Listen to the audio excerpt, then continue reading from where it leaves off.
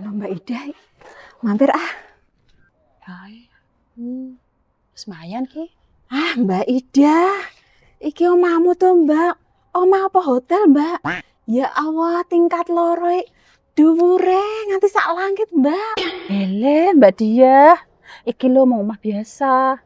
Tur durung rampung bangunane Mbak Dia. Halah, omah biasa piye to Mbak Ida ki?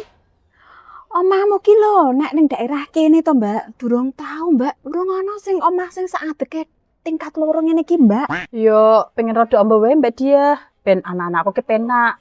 Mbak nyaman. Leluasa. Lah kamare mesti akeh ya Mbak. Ki lantai 1 ki kamar. Lantai loro ya kamar. Aku to Mbak nek ndelok kayak ngene to, kaya wong sugih tenanan ki lho Mbak. Rasa sugih aku Mbak. Iki lho Mbak Dia, cek bangunan kosong. Durung ana sini. Isine no gampang Mbak Ida. Mau dipasangi lampu-lampu ngene ki to Mbak. Engko nek angger bengi to Mbak, ketok mencorong no kae. Mesti to Mbak, nek do lewat, do perhatian to Mbak ning kene Mbak. Iya Mbak Dia. Mengko mek tak pasangi lampu-lampu sing apik-apik ngono ki lho Mbak Dia. Pokoke to Mbak, nek omahmu rampung kayak ngene ki to Mbak, mesti jenengmu melejit Mbak. Sing terkenal ki lho Mbak Ida sing tingkat loro. Ele to Mbak Dia.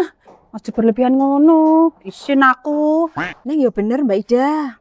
Nek sampean ki omah tingkat kayak ngene to, mesti kabeh to langsung do kenal Mbak Ida. Kayak lho Mbak Ida, sing omahe dhewe tingkat loro. Ngono Mbak. Alah, wis aja ngono. Ning tenan Mbak Ida. Nek sampean ki to kudu kuat. Mangko nek omahe wis dadi to nek wis rampung, mesti sampean uripe mulya. Wis to Mbak.